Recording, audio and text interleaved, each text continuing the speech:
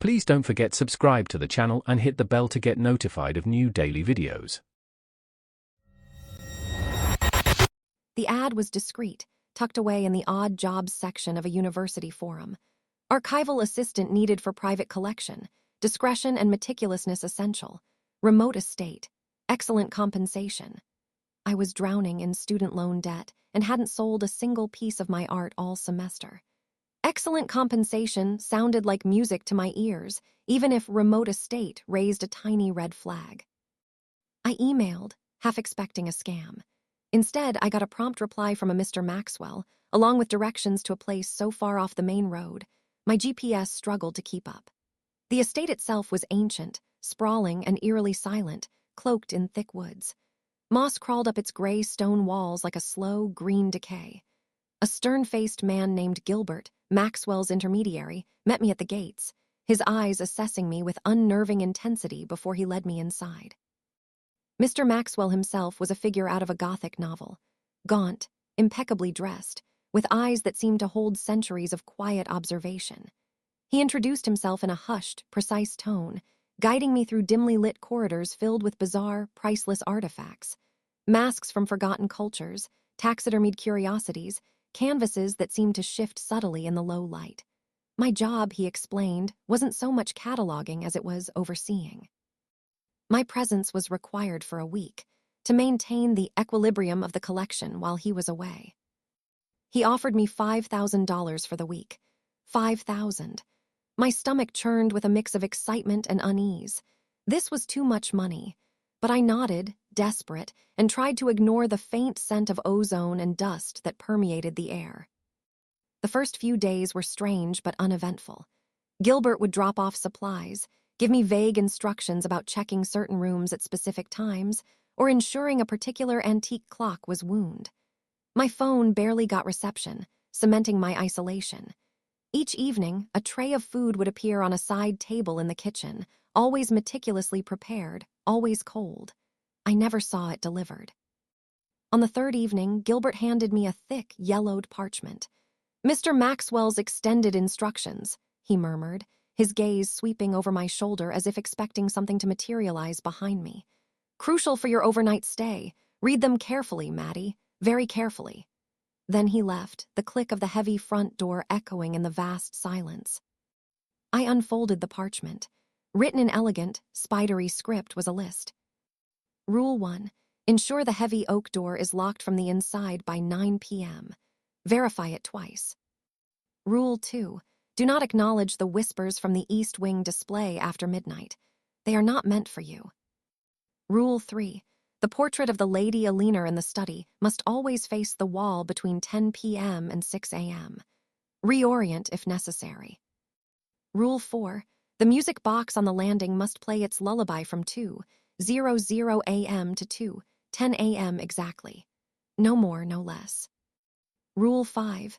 If the attic door at the end of the second floor hall is ajar, leave a sprig of fresh lavender on the floor before closing it. If it is fully open, do not enter. Instead, retreat to the master's suite and remain there until sunrise. Rule 6. The antique radio in the drawing room must be tuned to a blank frequency, playing continuous static from 11 p.m. until dawn. This is paramount. Do not forget this. Rule 7. Do not open any of the bound journals in the library. Their contents are not for living eyes. Rule 8. Breakfast will be prepared for you. Do not question its origin. The list made my blood run cold. This wasn't just about equilibrium. This was about fending off something. I spent the rest of the evening trying to convince myself it was an elaborate eccentricity, a psychological test. But the prickle on my neck told a different story.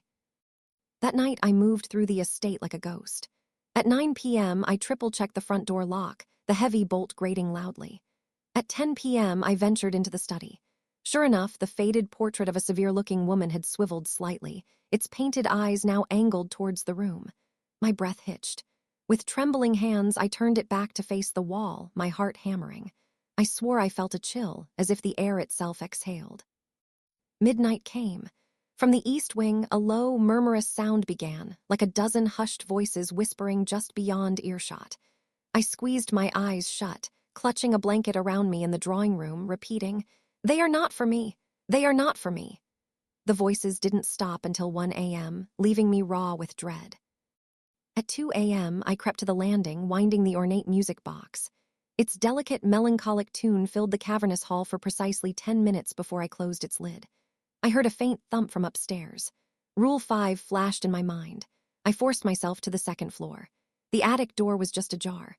Not fully open, thank God. I fumbled for a sprig of lavender I'd brought, placed it carefully on the floor, and slowly, gently pushed the door shut. I didn't look inside. I couldn't. It was almost 3 a.m. when I finally sat down in the drawing room, utterly drained. I looked at the antique radio. Rule 6. I'd set it to a static channel earlier, but in my terror-induced delirium, I must have bumped the dial. It was now playing a barely audible classical music station. My hands shook as I reached for it, but exhaustion was a heavy cloak. I remember thinking, just a few more minutes of this music, then static. I'm too tired right now. I must have drifted off. When I woke, gray light filtered through the tall windows. The radio was still on the classical station, playing a soft, mournful violin piece. My stomach dropped. Rule 6. Do not forget this. The words screamed in my head. I fled the drawing room, my heart pounding, and found Mr. Maxwell in the kitchen, casually pouring coffee. He smiled, a thin, papery expression. "Good morning, Maddie. Sleep well?" His eyes seemed to bore into me, searching, assessing. His cheerfulness felt unnatural, almost a performance. I stammered through a breakfast I couldn't taste, then made my excuses and practically ran out the door. Gilbert was waiting, his car already running. He took my keys, gave me a heavy envelope of cash, and didn't meet my eyes. Back in my tiny apartment, away from the oppressive silence of the estate, I felt a false sense of security. I dumped my bag, and the crumpled parchment fell out. My eyes landed on Rule 6 again. The antique radio in the drawing room must be tuned to a blank frequency, playing continuous static from 11 p.m. until dawn. This is paramount. Do not forget this. Then my phone buzzed. A notification. $5,000 had been deposited into my account. A moment later, another notification. An email from an unknown sender. The subject line was simply, "Heard you." I opened it. There was a sound file attached, pure, unbroken static, and beneath it an image. A photograph taken from outside of my own living room window. Through the glass, I could see my own startled reflection, staring back at the camera. In the lower corner, just barely visible, was a faint, almost transparent distortion, like a shimmering heat haze that shouldn't be there, watching me from the darkness outside my apartment. Then a final line of text. "Now you've really been seen." I keep all my lights on now. Every surface, every reflection seems to hold a flicker of that impossible static. I'm not sure if it's the static or something worse. I hear it now, even when the radio is off. If you enjoyed this video, please hit the thumbs up button to like it. And please do subscribe to support the channel.